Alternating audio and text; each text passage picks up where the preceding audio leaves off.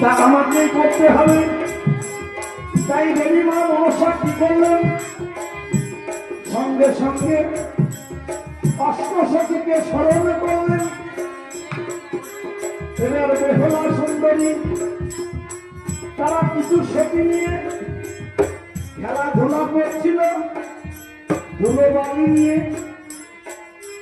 তাদেরকে সঙ্গে নিয়ে এবার কিভাবে নিকটে রাখতে যায়। আমার মনসা দেবী রথে করে নিয়ে নিকটের বাজারে যায়। আর কি বলে, ওরে চাল না